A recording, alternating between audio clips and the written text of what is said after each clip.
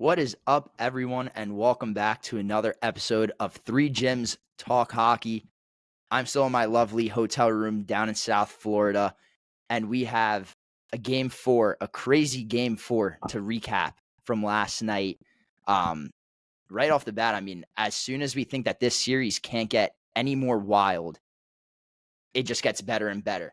After game three, Edmonton gets blown out 6-1. We're looking into the next game and we're like, wow, what's going to happen? What's Edmonton going to do? And we have a circus of a game. I feel like each period was a game in itself. So let's get right into it and just go through each aspect of the game. But I want to start off with, what were your guys' thoughts just watching that game? Because we are going back to Edmonton at 2 games apiece, and there is so much just excitement. Just seeing Edmonton, the live stream yesterday during the game, I can only imagine what it's going to be like for game 5. So what were your guys' initial thoughts just watching the game on television? Well, first of all, the momentum shifts throughout this game were incredible. Going from Florida being up 3-0, completely dominating the first period, switching to Oilers, taking out Skinner, huge momentum shift the other way. Oilers put up 3 to tie it, and then Jake Wallman out of nowhere with a huge one-timer bomb to give the Oilers the lead with around 5 minutes left. And then, of course, the Panthers come back and respond to force OT for another shift in momentum, which then led to overtime. And then that was just back and forth completely in overtime. It was definitely a 50-50 chance. Both teams were like so fast, and there was so much momentum on both sides. So I just think overall that was probably one of the better hockey games of the series, just because it could have started it could have went so much worse based on how it started. Like, that could have easily been another blowout like we would have seen in game 3, but the Oilers just don't quit. Yeah, this series actually, every single game just feels like a new movie every game. 3 out of 4 games went into overtime. This one kind of feels like game 2, where one team kind of dominated, another team came back, and then a late third period goal forces overtime, just like the Oilers did in game 2. And then the Florida ended up winning it in overtime. And just like this time, Sam Reinhart with Yeah. 13 seconds left, forcing Yeah. overtime, and then Draisaitl winning it in overtime. It's been an absolute movie. 3 games going into overtime already is absolutely insane. And I'm excited for what game 5 brings us. Yeah, I kind of want to break down this game period by period. As I said, I feel like each period was a game in itself. Right from the get-go, the first thing that I'm going to point out is the mind games started before puck drop. I was watching warm-ups up in the press box, and I'm looking down, and who do I see? I see Vitek Vanacek right in Stuart Skinner's face. And for those of you who don't know, Stuart Skinner has his little pregame ritual where he'll go up to the red line and just stare into the opposition, kind of scout who he's playing and whatever his mind goes to when he's doing that. Vanacek knows that. He's Florida's backup. He's trying to do what he can to help his team win, even when he's on the bench. He gets right in Stuart Skinner's face. He's trying to mess with him. And then Calvin Pickard, Stuart Skinner's backup, he comes in his defense, and he's just joining a little chirp sesh, whatever's going on. And I see that, and I'm just like, wow, the mind games have already begun, and we're in for a very exciting game 4, just based off that look. Now, looking at the first period, Matty Tkachuk, somebody who we haven't really heard too much from over the course of these finals, comes out and scores 2 power play goals. The significance of those goals being on the power play is the fact that Edmonton's been living in the box. That's the reason why game 3 turned into what it did. So now, all of a sudden, you have 2 power play goals scored against you in the first period. And Milko, I just got to point out that the line that you set during last podcast actually lost in the first period. Yeah, I know. Crazy. For those who haven't watched the last episode, Milko predicted that Edmonton would have less than 2.5, or he set the line at under 2.5 penalties for Edmonton in the entire game. They took 3 penalties in the first period alone. And before the closing of the first period, you add a third goal. Anton Lindell scores with under a minute left.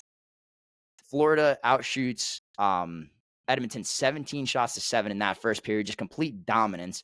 Edmonton looked flat. They looked like they didn't even want to be there. It almost just looked like a regular season game that they were, hey, let's go in there, play a game, and move on to the next.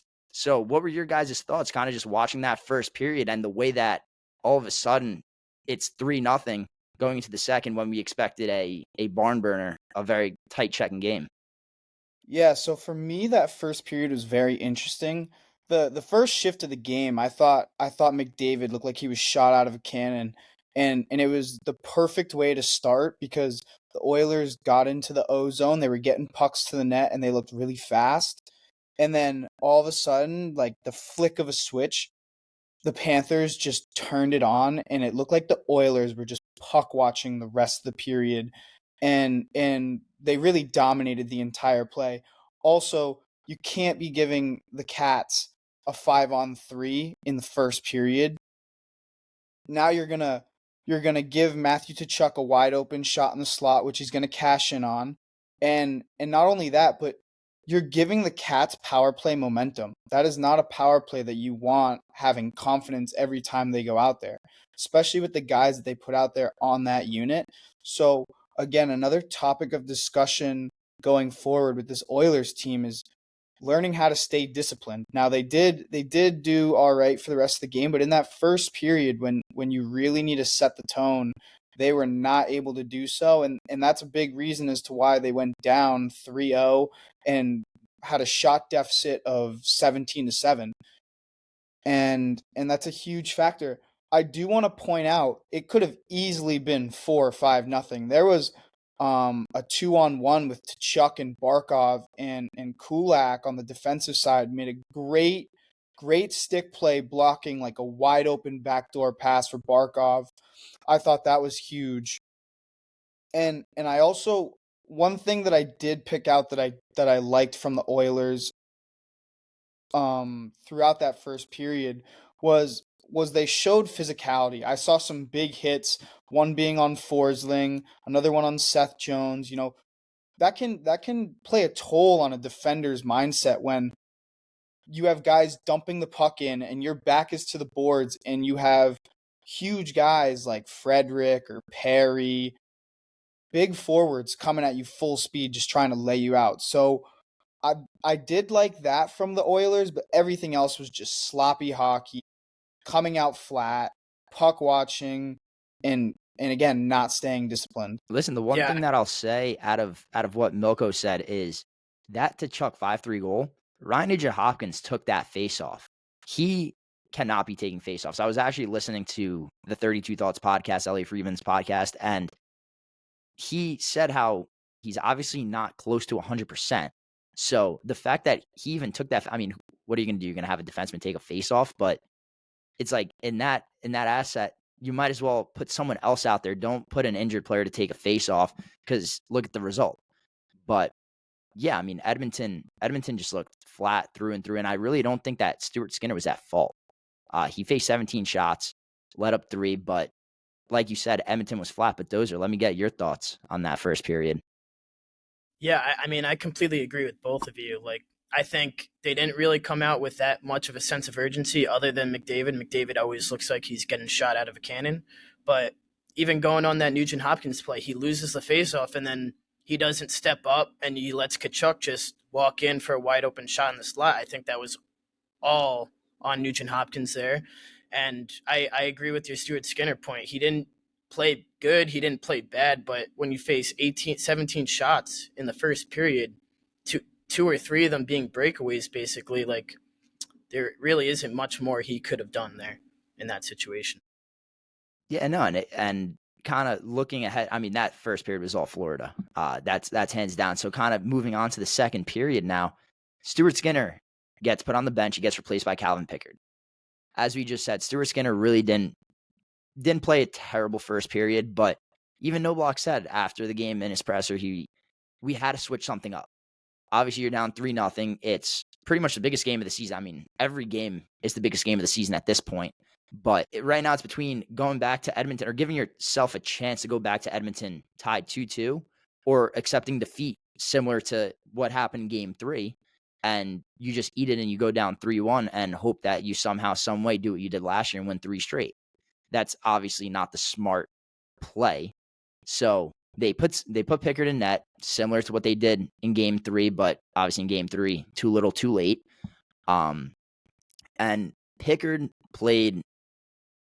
He came into the second period ice cold. I mean, okay, I figure he had that intermission to warm up and get ready, so it's not like he was coming in splat in the middle of a period. But regardless, as a goalie, I'm not a goalie, but I could almost guarantee that there's a different mindset knowing that you're starting a game versus just getting thrown into one 20 minutes in, especially in the Stanley Cup final. So that second period, similar to what Dozer said about McDavid in the first, this team as a whole shot out of a cannon. That second period was a complete 180 from what the first period was with Florida. Edmonton completely dominated play. That second period was all Edmonton. And in a blink of an eye, you're tied 3-3. And going over to Bobrovsky now, I don't think that any of those 3 goals were on him either. Ryan Nugent-Hopkins picked the corner. Same with who scored that second goal? Nurse. Darnell Yeah, Nurse. yeah, Darnell Nurse. That was a ridiculous Disgusting. shot. Crazy angle. So both Ryan Nugent-Hopkins and Darnell Nurse pick corners. Sergei Bobrovsky can't do anything about it. And then that third goal, whatever. It's a little backhand from the slot, flutters in. Shit happens. Like you're going to give up goals like that sometime. But Kolzig ties the game, and now we have essentially a 0-0 game going into the third period. So what were the thoughts of that second period? Pretty much that first period was a Florida win. Second period was a Edmonton win to extremely different lengths, the way that they played. So kind of what was your mindset watching that second period, seeing Edmonton come back? It was actually funny because I actually wrote in my game notes after the first period, game is over, because the Florida Panthers literally dominated every aspect of that period, and I figured, they're a great team. They know how to win. They should be able to close this out without, obviously Edmonton's gonna have a response, but I figured the Cats would just be able to hold on and put their foot on the throat. But yeah, so Skinner gets pulled. I think all of us can agree that needed to happen. I feel like the Oilers kind of definitely hinted at Picard that Skinner would be on a short leash for this game. So I think he had somewhat of an expectation to go in. I can't 100% confirm that, but I feel like that was the feeling around the locker room, at least. The one you thing would that know I'm going more to than say, anything, Solon. You were there. the one thing that I'm going to say is I completely agree that Stuart Skinner did have a short leash, or that's what we all assume. But at the same time, I also don't think that if that third goal doesn't go in with under a minute left in the first period, I don't think Pickard goes in. So I think agree. that third goal was I think that third goal was a difference maker between Skinner starting the second and sitting the rest of the game. Yeah. And I think that third goal was probably the most on the defense out of the 3. Like that goal was a giveaway and a pass to a wide open guy in the slot. There was literally nothing he could do there. Yeah. But anyway, going back to the second period, the one thing that I really wish I knew is what was said in that Oilers locker room after the first intermission, because the way that they came out scoring within the first 5 minutes of that second period is huge to cut the lead down to 2 on that tic-tac-toe power play goal. And then Picard showing up huge to stop Lundell on a breakaway, I believe, to keep that lead at 2. 2 huge plays all within a short amount of time to give the Oilers the life that they needed to keep putting the gas on. And then from there, what happens with Darnell Nurse has an unreal goal.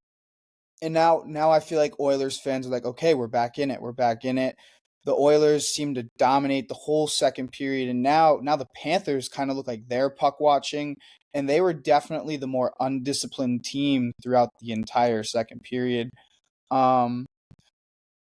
You got McDavid making Ekblad look like a beer leaguer defenseman, like falling on his face for the second time. And dude, if he put that in, oh my We God, would that be would have been seeing on. that goal for the next 20 years. Yeah, that would have been a highlight reel for the ages. What I I'm going to mean, say about that specific McDavid play is the fact that from where I was sitting, I was looking right at McDavid's numbers, just charging right down the middle of the ice. I looked next to me and I was like, this isn't good. Not even 3 seconds later, Ekblad's on his ass, and McDavid almost finishes one of the nicest goals I've ever seen in person, both professionally and non-professionally. And Sergei Bobrovsky seemed to have the answer for essentially everything that the Oilers had thrown his way, other than the select few shots that were on the money, perfect, that nobody in this world could have saved.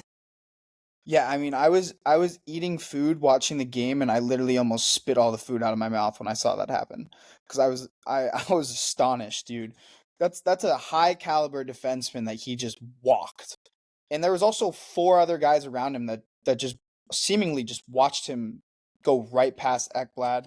But anyway, um, obviously gets stopped on a potential game tying goal. And then I also want to highlight how well the Oilers defense was able to adapt from how they played in the first because they didn't look very well. And then you go to the second period and they're stick on puck, body on body. You see them laying it all on the line when Picard was way out of the net and Tkachuk had it on his stick for a hat trick opportunity, and I believe Ekholm and another I don't know who the Ryan other Nugent D man. Hopkins. They just stood right in front of the net like walls to try to block that thing, denying Chucker of the Hattie and keeping the game tied. So really, I think the biggest thing was the momentum shift when the Oilers put Picard in net, because they really do look like a different team when he's behind the pipes. And I'm sure you guys can see the same thing in that, but that was kind of my take on what I saw throughout the second. Yeah. I mean, I think it's funny that you said after the first period you wrote down the game is over because I'm pretty sure Biz tweeted out Florida choke. They got this game on locks. And I didn't watch the full first period, but when I saw the shots, I thought it was nuts. But the only thing going through my head was there's no way McDavid and Draisaitl are getting blown out of this game, and basically a must-win game on the road to tie the series up. And I think putting Picard in was a huge momentum factor, but also potting the first goal early in that second period was a must for them, and they did that, and they got the momentum and they held it on. One other thing I want to say is, other than McDavid and Draisaitl, I think the Oilers' forward pressure and pressure on the defense really showed up and was like the driving factor that the Oilers ended up winning that game. I don't really see Florida defense coughing up the puck, giving up the puck a lot, but in that game, I thought it was pretty noticeable, and I think it led to two goals for the Oilers, which was a difference maker, obviously. Yeah, I mean, just backtracking a little bit here, Dozer, you mentioned what Biss tweeted after the first period, and I'm not surprised that a lot of people thought that the game was over. The reason because of that is you look at game 3. Edmonton's down 2-0. They make it 2-1. Florida answers right back. They make it 3-1. And then all of a sudden the game just goes south. So if Edmonton can't somehow rally from a 2-0 deficit, what makes people think that they're going to come back from a 3-0 deficit after the first? But now backtracking a little bit further, Milko, you mentioned, you're like, I want to know what was said in that locker room between periods. And funny enough, that was a point of conversation during the post-game pressers. And Jake Wallman, when asked about that first intermission and kind of what went on in the room to spark the team aside from the goalie switch, he goes, all I noticed is a bunch of leaders we have in this room. We came in, Perry gave us a little speech, a couple other guys spoke up, and just the quiet confidence we have in our room down 3-0 to turn that game around shows a lot about our group. And I don't think we're ever out of a game. I think that speaks volumes because Corey Perry has been in the league for over 2 decades. He's seen it all. He's done it all. He's won a cup. This is his 5th Stanley Cup final in 6 seasons. And what that man says goes. He knows more about playing in this league in this stage than anyone else does, almost in NHL history. Only a select few players have more experience in a Stanley Cup final or in Stanley Cup playoffs than Corey Perry. So between Corey Perry, Connor McDavid, Leon Draisaitl, and I could imagine Chris Knobloch, between what everyone had to say, I think that there was a realization similar to what happened last year when in that docuseries when McDavid kind of exploded on everyone. Maybe it wasn't to that extent, but it was definitely a conversation of that sort from what I could imagine, because you look at the position that you're in when you're the Edmonton Oilers, and you can't accept defeat because you know if you accept defeat, you're going back home with your back against the wall. One mistake, one game 3 repeat, and your season's over. So I think that the second period really kind of showed us the Oiler way. And we spoke about how or Michael, you specifically said, I'm expecting an Oilers win in Oiler fashion. That was their 8th comeback win of the postseason. That's a lot of comeback wins. Like you don't play a lot of games with the lead when you come back 8 times. In the morning, Ryan Nugent-Hopkins, during his presser, he even said when asked, does this feel similar to that Dallas series, kind of how Dallas didn't have the lead for a lot of it? In this series, Edmonton doesn't have the lead in like comparison to Florida. They have had the lead for little to no time compared to Florida. And he's like, listen, that's our game. He goes, we're comfortable in those situations. So even being down 3, it might be the National Hockey League, but 3 shots is 3 shots. They don't say that you have to score them in a row, but when you're taking 30, 40 shots a night, all you need is 3 of them to fall. Yeah, I mean, I will say that having McDavid and Draisaitl in that locker room obviously would give the boys a lot of confidence. But at a certain point, there has to be a time where they start not McDavid and Draisaitl specifically, but like the Oilers as a team have to start leading games. Like they can't be coming back against a great team like Florida every game. That yes, they won this game in tremendous fashion, but ultimately, I don't think you can win a series against a team like that who's been there and done that before. So I'm happy they were able to sneak out this game because that ties the series and it's huge going for the rest of the series. But if they really wanna put this cup in the air and kiss the cup, they have to start leading at the beginning of games. They can't be having to come back, especially from extreme deficits. Florida's not usually a team that's gonna go up 3-0 and then end up losing the game after the first period. That's not typical Similar Florida to how Panthers Edmonton's hockey. a comeback master, Florida's one of the best at shutting games down. Exactly. So you gotta take some responsibility and you can't come out flat next game. I know it's in Alberta, so there's no way that they do. But I think it's going to be crucial for the Oilers to get the first goal next game. Honestly think going back on one of my points before is the key to the rest of the series isn't even McDavid or Draisaitl because you know they're going to do their thing always. It's going to be the depth forwards for the Oilers, and if they could keep that pressure on the Panthers D and keep them kind of pinned in while McDavid and Draisaitl aren't on the ice, like that is one of the biggest things. I think every time I see McDavid or Draisaitl not on the ice, I think it's mostly Panthers hockey, mostly Panthers in the Oilers zone. I think if the Oilers' depth forwards can continue just dumping it in and grinding it out, I think the Oilers could definitely win this series, and I think they will. 100%. And the one thing that I'm going to point out is we constantly emphasize McDavid and Draisaitl because obviously, aside from the fact that they're 2 of the best players in the world, they're the 2 players that Edmonton relies on the most. Now, Draisaitl yesterday had 3 points. McDavid had 1. McDavid's always going to find a way to produce and do the little things right or help his team win in those little ways. But I really think that Florida's been doing a really good job of shutting him down for the most part. Obviously, he'll have his instances where he explodes and he just does McDavid things. But generally, I think that Florida, since game 2, so in games 3 and 4 at home, they've been doing a really good job of shutting down McDavid. He finished games 2 and 3 with a singular point, and that's more than most teams could say that they've done against McDavid. And then you look at last year's playoffs and this year's first 2 games, and McDavid is a madman in the finals.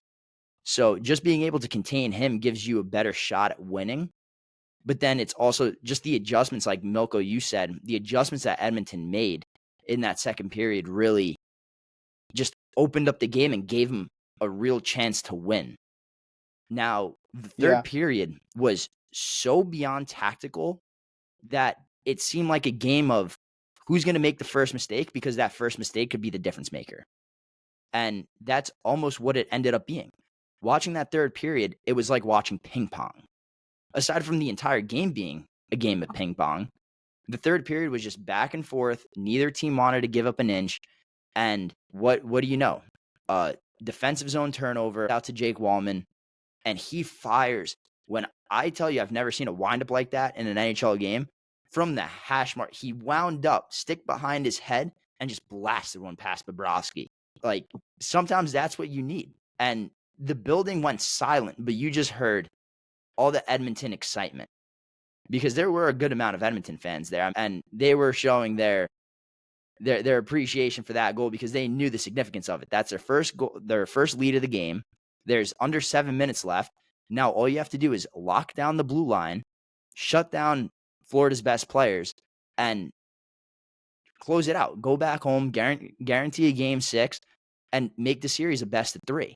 So what were your guys' third period thoughts? Because that third period was obviously not as eventful as the first 2, but I think that third period pretty much made the game what it was, similar to how in game 2 you started off with a 3-2 first period, and then everything kind of just like slowed down a little bit. Yeah, I mean, I can definitely say that I did not expect the third period to be like the first 2, where it's high goal scoring. You know, the ice definitely shrunk, and there wasn't a lot of space to be given for either team, because they knew that, you know, any inch you give could lead to a potential goal, and that could be the game winner. Obviously, there's some huge stops. Early in the third, there was an Edmonton power play, and Bobrovsky made a crazy sliding save to stop Corey Perry right on the far side. That was a huge save. You have the Wallman goal, and what a game for Wallman, first of all. After looking pretty awful in game 3, not showing any discipline, showing a lot of frustration as well towards the Florida bench with the water bottle squirting and everything. And then he comes out and he scores the biggest goal at the time of the game to put them up 4-3. So huge props to him. That was a absolutely rip of a shot. I mean, I think he put that thing at least 95 miles an hour. So Bobrovsky didn't really stand a chance. But then it goes back to the composure of the Florida bench. You know, that goal happens and like the whole building shuts down, right? Solon, you were there. The place, like, was it quiet in there? Was it loud? How was that building for the next 5 or so minutes after that goal, before they pulled the goalie and everything? During that entire third period, you could feel the tension. Everyone was so invested in the game. It was almost like, yeah, you had people like the excitement, but it was more tense than excitement. And after that Wallman goal, it just felt like everything shifted the wrong way for the Panthers. The fans were out of it. They just gave up a 3-0 lead. Now they're losing 4-3. So you're almost thinking, all right, if Edmonton makes Florida work 200 feet for everything, make them work for every inch of the ice that they get, this game's going to Edmonton tied too. Now, when the goalie gets pulled and Florida starts gaining some offensive zone time and they're putting a little bit of the pressure on, now all of a sudden people are realizing, hey, like, we might have an empty net, but it's a one-shot game. They start getting invested. The game just starts getting a little bit more exciting because of the empty net and the offensive zone pressure. And then one thing leads to another. 20 seconds left. Sam Reinhart scores probably the biggest goal of his career or actually I lied. He scored the game winner in game 7. Yeah, He yeah, scored that's one of probably the his biggest biggest he goal. scored Yeah, one of the biggest goals of his career yet again in a Stanley Cup final, and the place went bonkers. I mean, yeah. the place was shaking. I was standing. It was like you had to hold on to the table to not fall. So, I mean, it was definitely a surreal just environment to be a part of. Yeah, I mean, it's cool to hear that perspective because, like, watching from the TV is totally different, and it just seemed like everyone was dead up until that empty net. Like once Bob got pulled, because then you really got to get the crowd back into it. Because there's always still a chance, and again, complimenting Florida's composure to be able to um deal with all the adversity going on throughout this game, and then obviously Reinhardt makes that huge goal to tie it up. So I mean, you can't count either of these teams out of a game no matter how much time is left. Besides that, very tactical third period, and I was hoping for OT, but I was not expecting that to happen. Yeah, third period, absolute like on the edge of my seat the whole time. I thought whoever made the first mistake was going to lose, and that did not actually happen because the first mistake came from the Florida on that Jake Wallman clap bomb. But I really did not see Florida coming back and tying that game and forcing overtime. That could have been biased because obviously I wanted the Oilers to win. Um, but going back on your Wallman statement, I know this was not in the third period, but I want to highlight a little bit of his D partner, Darnell Nurse, because he scored that goal. We talked about that goal, but the third goal was kind of all him too. He took it down from the left point, took it around the net, and made a great play towards the net, which honestly caused that third goal off the rebound. But going back into the third period, Sam Reinhart, absolute dog. And I like those last 2 minutes watching from the TV, that stadium looked incredible. I think everyone I saw was standing up, fully locked into the game. And I can't imagine how that stadium felt when they scored that goal. It was probably absolutely buzzing. I mean, think about it. Think about how many goals have been scored to like force overtime with less than 30 seconds left. You saw it with the Jets series against the Blues, and you've seen it twice this series. I'm sure there's been at least another time throughout the entire playoffs that's happened. But I like, think didn't Dallas do it? Dallas did it one time this I think it was against Colorado early as well. But I think this has been one of the best playoffs we've like as a whole as we've literally ever seen. We're crazy. 21, 22 years old, probably been watching hockey, playoff hockey for the last 12, 15 years of our lives. This might be overall the best playoffs. And it's crazy to say that because none of our three favorite teams are in the playoffs, I know, which sucks. I which know Also, does. that's so true, and it's also the fact we haven't had a single sweep. Every series has gone over 4 games, which I don't think has happened that often in recent playoffs. But the one thing that I'm going to note is that the Sam Reinhart tying goal with 19 and a half seconds left was the second latest game tying goal in Stanley Cup final history. Now, I don't know if you guys know the answer, but I want you guys to guess what was the latest game tying goal in Stanley Cup final history. If he's making his guess, we have to like have some sort of clue. I have absolutely no idea. I'll give you a clue. It happened this series. That should give you the answer. Oh, Okay. no Well, way. thanks, Draisaitl. No, No, Corey it was Perry. Perry. Perry. Yeah, Yeah, Draisaitl won the game winner. yeah, Damn, that's crazy. Both of yeah. them So were in the series. within the last Holy week, I'm shit. pretty sure 6 days apart to the day. But now that should just give you a little perspective on just how incredible this series is, because not only do we see the latest game tying goal a week ago, we see the second latest game tying goal yesterday. And one more little fun fact that I'm going to throw at you guys that I saw on Twitter after the second period was teams that are up 3-0 after the first period in a Stanley Cup final game were 37-0. Jeez. Yeah, I was gonna say it's got to be a high percentage after that. And it's like, what are the chances? Like, okay, like You look at that stat and you're like, all right, it's a 3-3 game. It's tied. So it's anyone's game.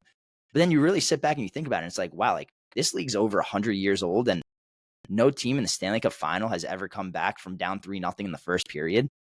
And now we have a 3-3 game going into the third period. You have a 4-4 game going into overtime. The third overtime game in 4 games of these finals. And now you're just sitting there and you're waiting for the overtime period to start and you're just letting it all sink in. And you're like, wow, like we have not only an incredible hockey game, but when it's all said and done, this is going to go down as a very historic hockey game, one way or another. But before we dive into overtime, I kind of want to throw one more thing out there. I believe it was Chuck who dumped the puck in. It was like maybe 20 seconds left, and they dumped the puck in as like a last chance effort. I don't remember which Oilers D-man it was, but he was so weak on the puck. He had it in the corner with like 15 seconds left, and he kind of just like dumped it up the wall. Like, if you're in that situation, you got to bear down on your stick. You got to get a piece on the ice, the puck, do whatever you can. You can't just throw that puck up the wall when you have 4 Florida Panthers players all on the wall, you know? Like, if you just bear down on your stick and get that out, that game doesn't even go to overtime.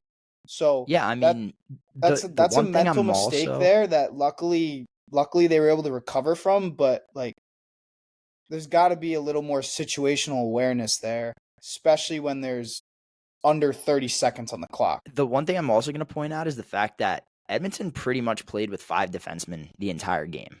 Troy Stecher replaced John Klingberg in this game. I think that a lot of people expected that, at least from what I've heard over here. But Troy Stecher played a total of 4 minutes and 18 seconds. Every other defenseman played north of 22 minutes. With that being said, Stecher he played one shift in the second period. And after that, nothing. So when you're down to 5 D-men in game 4 of a Stanley Cup final, that's a lot of pressure. It's a lot of work for defensemen. He had a total of 9 shifts the entire game, played under 5 minutes, yet somehow, some way, when he stopped playing, I mean, once again, Troy Stecher's an incredible player. There's a reason why he was in the lineup. When you lose a defenseman and you somehow get better defensively, that's kind of like, all right, like this team's capable. This team can do that. So now you sit and you wonder, I think that it's almost a guarantee that Klingberg is back in the lineup for game 5. I mean, you can't throw Stecher and play him less than 5 minutes and then put him back in the lineup. At least that's not what I would do. But I think that's like a pretty good note to take note of. Was just he because hurt? Did he get hurt? Or did they just stop playing him? I mean, not that I've heard of. He hasn't really been great this series either. Oh, yeah. I thought he got hurt on one of the hits he took, but I didn't know. I mean, he might have gotten banged up. Like, does that play a role? Maybe, but at the same time, it's a Stanley Cup Finals. Like, but you can't get banged up enough to not play. He took like a shot to the head, and I didn't know if that's what forced him out of the game. No, it was. I'm pretty sure that was the high stick that led to the Anton Lindell goal at the end of the first period. Yeah. So like, yeah, I mean, at that point, if you get hit in the face, like throw a bubble, unless it's a concussion, throw a bubble and keep playing. It's the finals. No, I'm not arguing with you. I just didn't know. Yeah, no, he didn't get injured to my knowledge, but I do know that he did take that high stick, but I feel like sticks were flying all game. I mean, 2 of 4 Edmonton penalties were high sticks. So Edmonton just has to keep their sticks on the ground. They're getting themselves into way too much trouble in terms of penalties.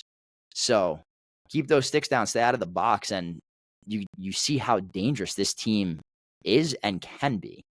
But looking to overtime or ahead to overtime, that period was fantastic. I mean, we only got half of a period, but similar to the third period, it was very strategic. Neither team wanted to make a mistake. And then the next thing you know, Calvin Pickard, my X factor for today's game, gets just enough on his glove on a one-timer that redirects right off of a crossbar. Moments later, Leon Draisaitl comes down, one hand on his stick, trying to just put a puck on net because, we all played hockey. What was one thing that you always got told? Good things happen when you put pucks on net. One hand on his stick, directs a puck on net, redirects off Mikkola between Bobrovsky's legs. We're heading back to Edmonton with a tied series. So in that overtime period, what did you guys see that kind of led to the final result? I mean, there's definitely a lot that happened in that brief amount of OT that we got.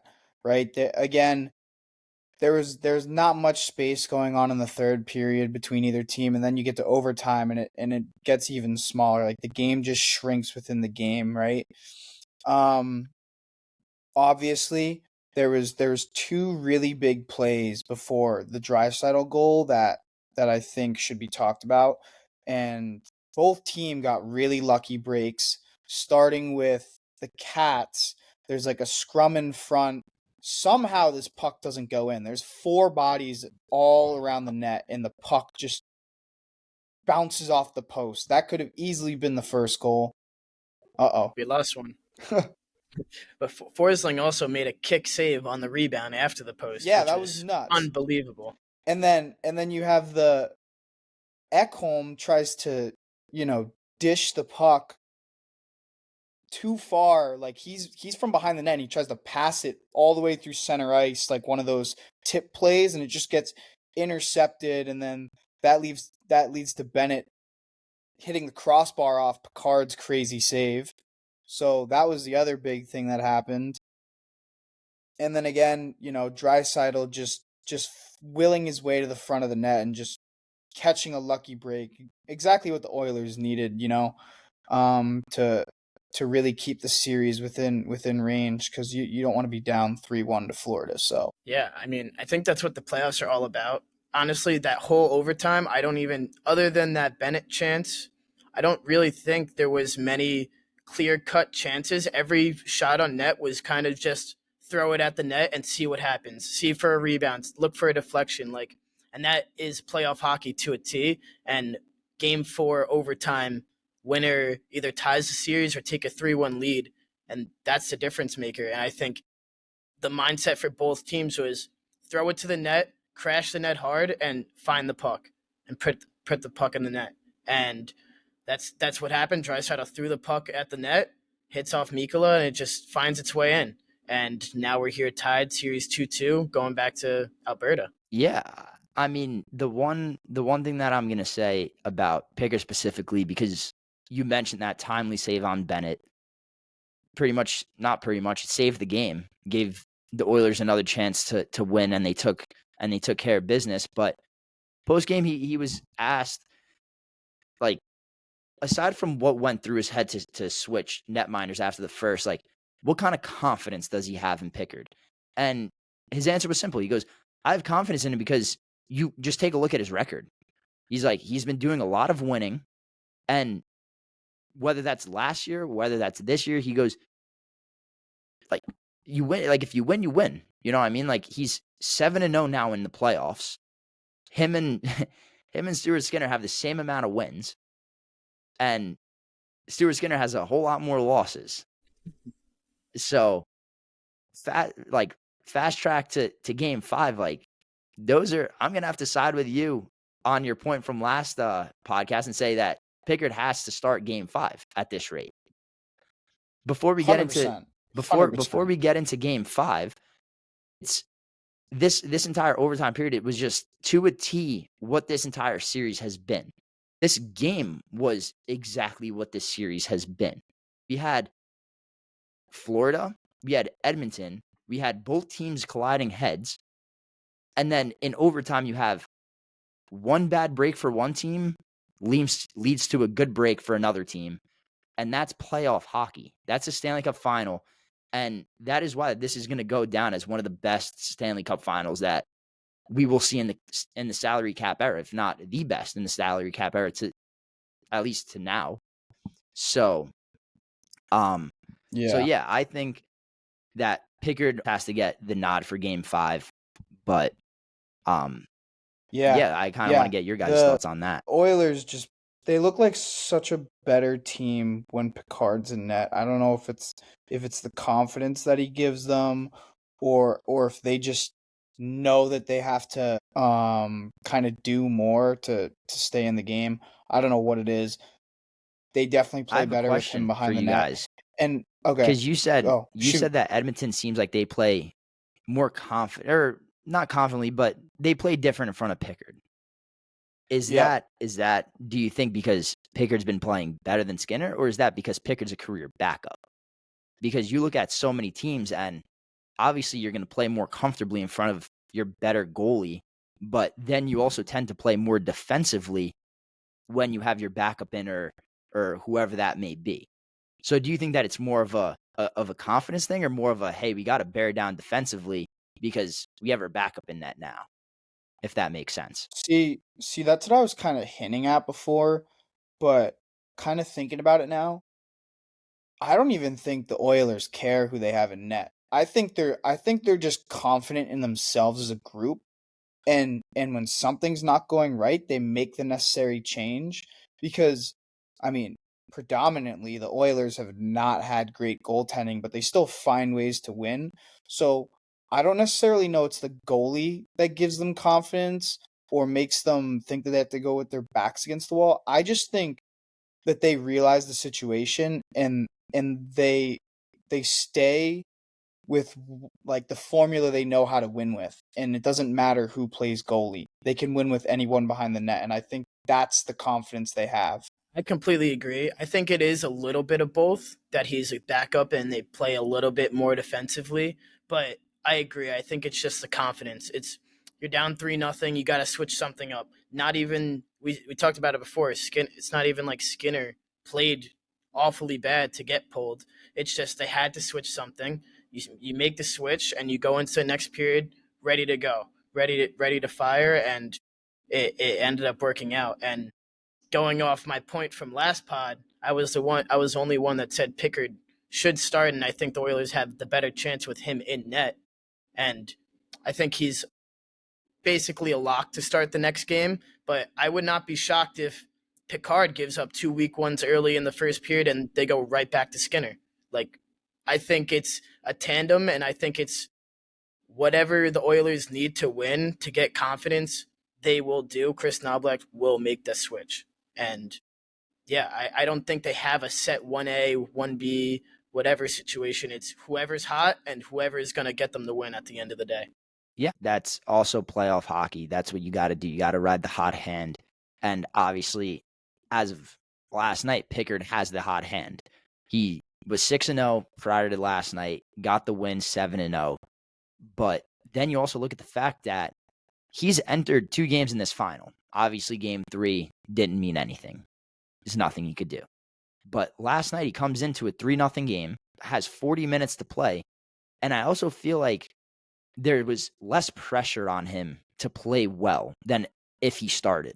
I also think that the no pressure of, I'm not starting the game, we're already losing. We pretty much have nothing to lose other than to just put it all out on the line.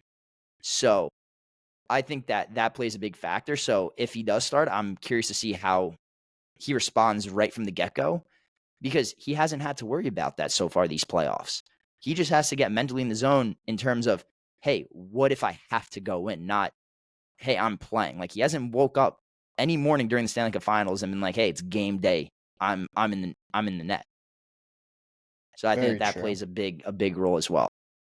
Yeah, kind of on a different note, compared to game 3, notice how in game 4 the Oilers stayed out of all the bullshit.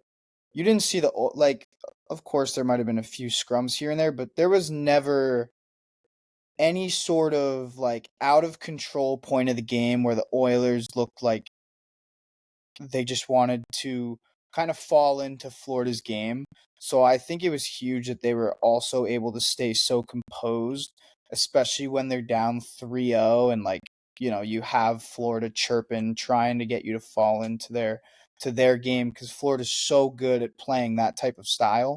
So I want to credit the Oilers for being able to stay composed despite, you know, having to deal with a goaltending change, being down 3-0, the building's on fire.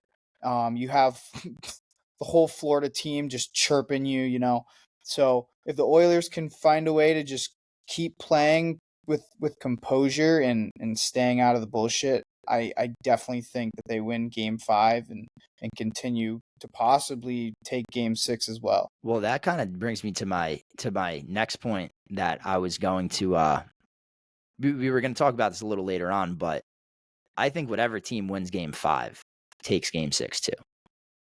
I mean, aside from the fact that I want it to end in 6, like I almost feel like it's gotten to the point of the series where once a team is a win away, they almost can't give up that opportunity to close the series out, because another Game 7, like aside from how sick that would be, I don't think that either team could really handle that at this point. With the way that this series has been going, like someone's going to have a heart attack before a Game 7 is over. So I think whatever team wins Game 5 takes it all, whether that be in 6 or 7. I hope and I think it's in 6. But this next one is the hands down the biggest game so far of the NHL season. Ekholm said it before yesterday's game, and he goes, right now we're not worried about anything other than the fact that if we win, we go back home, we have a best of 3, we have 2 home games left. And the Oilers, that's what they had in mind. That's what they completed. So, yeah, I mean, now it's just a matter of taking care of business at home and coming back to Florida and seeing if you could close it out. That's assuming that the Oilers win Game 5 at home, which I think home ice is going to make a very big difference, similar to what we saw in Game 3 at Florida. Yeah. I think you might be a little biased in your stance there, that if they win Game 5, they're also going to win Game 6. Well, listen, I want the Oilers to win, but even if the Panthers win Game 5, I think that they take it in 6. I think whoever wins Game 5 goes back, wins 2 straight. I just think that this series is so back and forth, it's destined to go to 7. Well, you could argue the same thing with Game 3. Look at how Game 3 went. Everyone thought Game 3 was going to be like 1 and 2, and then you have a blowout. Like, every team's going to have one bad game. For the Oilers, that was Game 3. Now, assuming they win Edmonton wins Game 5, Game 6 could be that bad game for Florida. That's what I'm saying. Every team doesn't need to. When's the last time you seen Florida play a really bad game? I can't remember. No. I'm not saying they need to, but I'm saying, like, they're due. I don't know. Like they've been due the last 3 years. Their lineup, though. they're due for a bad game. I don't know. I don't know. I think it goes 7. I think it's a home battle from here out. I personally think it's going to go 7. The way the series have been going back and forth the whole time. And, yeah, I mean, I think I trust the Oilers to go down more than the Panthers. But I think either team could go down in Game 5, lose Game 5, and then come back and win 2 straight. I think they've both done it before, and like they both have the pedigree to do it again. Oh yeah, 100%. Both teams.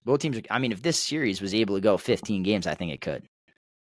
Like this. I mean, these two teams are so evenly matched. It's just a matter of it's not checkers. It's chess right now. Like it's just a matter of who's going to screw up first, and neither team has really done a whole lot of screwing up so far these playoffs or in the final specifically. So. Let's get into predictions. I want to know, what do you guys expect for Game 5? What do you guys think happens? We gave score predictions. None of us were right, but we weren't that far off. What was mine? 4-3. You had 4-3. I had 5-3, and then Dud, I think you had 3-2 Florida. I took the Cats 3-2. Yeah. So I want to go first. I guess I'll lead it off here. Game 5. I'm gonna roll Edmonton. I think they have a lot of momentum on their favor, and I think being in Alberta will be a huge helper. So I'll take Edmonton 4-1. Is that the Panthers' bad game that they're due for? I don't think they play a bad game. I just think Edmonton kind of wills their way to a win, and you see a big game out of Picard. Kind of like that. I'm obviously rocking Edmonton. I'm wearing the J. I think they're winning Game 5. I like the 4-1. I think I think it's going to be 3-2, and then Edmonton pops an empty netter. So I'm going to say 4-2 Edmonton. I think we all know who I have winning Game 5. So now for my score prediction. I feel like we haven't seen a game with less than 7 goals this finals. We've had a lot of goals. And the same way that I think that Florida is due to have a bad game in Game 6 after losing Game 5, I think that we're due for a low-scoring game. So I'm going to take this one 3-1 Edmonton. All right, boys. Yeah, we're all around the same ballpark there. Yeah, I was going to say I don't hate our predictions because they're all in the same range. Then again, if Pickard starts in net, like, who knows? Maybe that's going to be like a mental thing for Florida. Maybe it's going to positively affect Edmonton. Like, who knows? So I'm very curious to see who starts in net. And another important thing to note is the fact that these two teams are traveling today. They're traveling 2,500 miles, and they're playing a hockey game tomorrow. They had 2 games rest in Florida without travel, and now they're traveling to the other side of the country, or I guess technically not the country, but across the country and then up north to Canada, and they have 1 night's rest, and they're traveling. So I think that there's a lot at stake for Game 6. I think that both teams know it's at stake. They were both in the same position last year. So Edmonton's got to come out hot. I expect Florida to come out well. I don't expect Florida to have, bus legs per se, but I think Edmonton really needs to set the tone for at least the first 5 minutes of this game if they want to have a really good chance. yeah, good predictions. Now we see tomorrow night what the final verdict is. Looking ahead to some more general hockey talk just before we wrap the pod up. Connor Hellebuck gets awarded not only the Vezina but the Hart. He becomes the first goalie since Carey Price in 14-15 to achieve the feat. Becomes, I want to say, I'm going to double check my notes, but becomes the 5th goalie in NHL history to win both awards in the same season. I think that the Vezina was a lock. I don't think he was 1 vote away from being the unanimous winner. Whoever didn't give him that first place vote and gave him a second place vote, I think you got to check yourself. But in terms of the Hart, that he won that pretty dominantly, but there were also 8 players that received the first place vote. Hellebuck received 81. Leon Draisaitl of the Oilers received 53. Nikita Kucherov received 25. Nathan McKinnon, we got 27. Jack Eichel with 2, and then Werenski, Ovechkin, and Nick Suzuki, each with 1. Someone really threw Ovechkin out there? Nick He's a Suzuki. great chase. I know, but you can't give him the Hart for that. I mean, a man could only wish. But yeah, no, there was obviously a lot of diversity in terms of voting for the Hart, but Hellebuck still dominated for the most part. What are you guys' thoughts? Did you guys expect them to win both? I know I did when we did a few episodes back at Sacred Heart. I remember predicting him to win the Hart. I said that he's having one of the best goalie seasons, just period. So it shouldn't be a question. Obviously, there's definitely arguments for someone like Kucherov and someone else to win, but for me personally, I had him winning both awards. So what are your guys' thoughts with that news? Yeah, I think I predicted Hellebuck to win the Hart as well, and he had an unbelievable, phenomenal season, and I think it's completely deserved. When you look at the MVP for the last couple of years, it's been like forwards who's gotten like over 130 points, and I think that's why we kind of had 8 players get a first place vote this year, because there wasn't that really one standout player. Like, don't get me wrong, Draisaitl, Kucherov, McKinnon always have unbelievable seasons, but they're all sitting around the 120, 110 mark in points. And I think for what Hellebuck does for the Jets, and like not that casual NHL fan really know that many players on the Jets, like I think Hellebuck definitely deserved it. He carried his team to the President's Trophy, first place in the West. They didn't really get it done in the playoffs, but it's a regular season award. And yeah, I think Hellebuck definitely deserved it. And he if you go back, is that now his third Vezina and one Hart? He's I want to say second. second Vezina. No. Third Vezina, first Hart. Yeah, so third Vezina. He's now getting up there for I'm gonna say all-time goalies kind of ever. Like, there's not. I think she's what top ten in Vezinas now. Listen, Like I'll he's tell you putting a case this on. from a post that I'm looking at right now. He's the first back-to-back Vezina winner since Marty Brodeur in 06, 07. He's the fourth goalie to win 3+ Vezinas since 1981-82. The others, Dominic Hasek, who won 6, Marty Brodeur, who won 4, and then Patrick Waugh, who won 3. He is also the fourth goalie in the expansion era, so since 1967-68, to win the Hart Trophy. So that just shows you the rarity of a goalie winning the Hart Trophy, period. And then he's also the first goalie in 10 years since Carey Price did exactly the same thing, winning the Hart and the Vezina. So it's a feat that you don't see very often. So unless it's deserved, it doesn't just get tossed out. Yeah, I mean, I don't think those. You said it perfectly. Well deserved, and honestly, the rest of the forwards and everyone else kind of didn't put up any spectacular numbers that really separated them from anyone else because they were all so similar.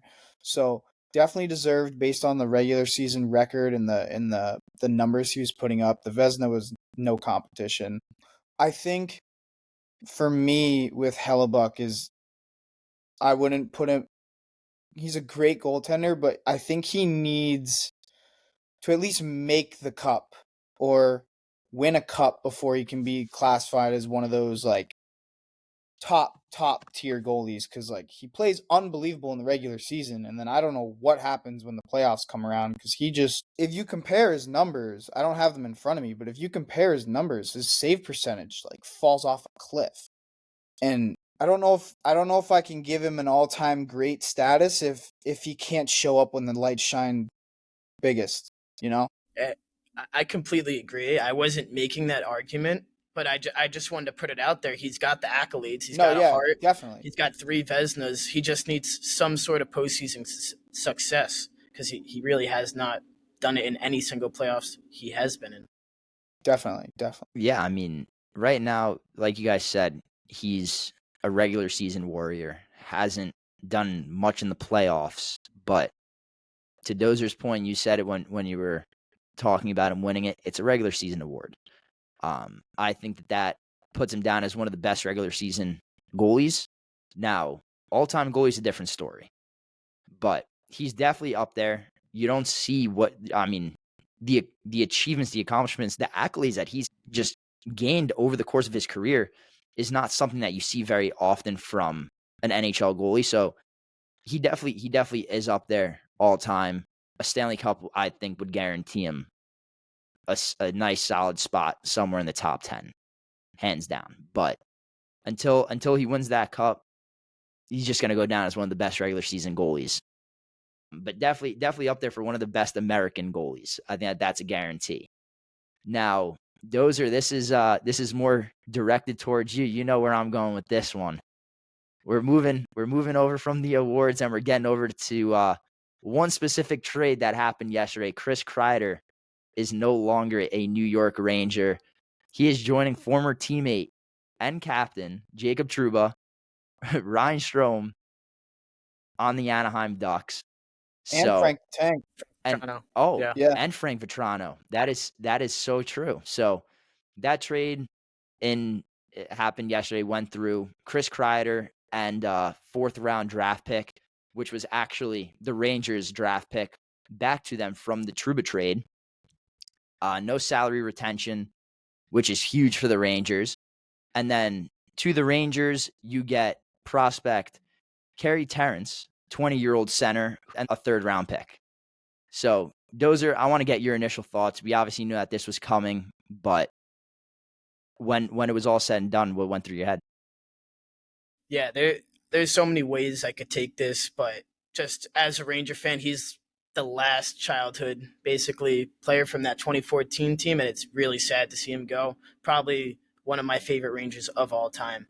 But I think it's a move that had to be done. Chris Drury had to do it. He needed to clear up cap space I think we only have 8 million before the trade, so now we got around 14 million. With RFAs like Keandre Miller and Will Cooley. But I think it's really all up to what Jury does with the cap space, because he made a similar move last year, trading away Trouba, and the moves he kind of made in turn did not work out for the Rangers. As you saw, they missed the playoffs after trading away their captain. I honestly think Jury's safe either way, just because he has that standing with. He just brought in a new coach, and he has a good standing with James Dolan. But I think Jury really needs to have a good offseason and utilize his cap space that he has. It's going to, like, if the Rangers don't make the playoffs next year, I think Jury should be gone. That's my take. Yeah, Milks. Yeah, I mean, I think the trade is good just to dump the cap. You guys now have the opportunity to fill holes in your roster. You know, with pending free agency coming up, you obviously need to find some defensemen, like some defensive defensemen to stick back there in your on the backside, and then maybe like a depth forward somewhere in there too, because I mean your top six is probably okay. I mean, I've heard reports. I mean, it's kind of off topic, but I've heard reports circulating around Alexis Lafreniere too. So I mean, I don't know if anything would ever transpire there, but I mean, it gives you a lot more financial freedom to go and sign holes in your roster that you need to fill to potentially make the playoffs next year, because whatever Chris Jury tried doing with the roster this year just did not pan out to any expectation from anyone in the NHL, really. yeah, no, I mean that, like you said, Dozer, that's the last Ranger from, I guess, our childhood, from that 2014 Cup team, or that Cup run team. He spent 13 seasons in the red, white, and blue in the Big Apple, 883 games. Does he, in your opinion, Dozer, does he go down as one of the best Rangers of all time? I think so. In my lifetime, he's probably been the best Ranger. Actually, Lundqvist is definitely up there, but I think Kreider will eventually get his jersey retired as a Ranger. I think he's top 10 in almost every forward category: points, assists, goals, playoff goals, everything.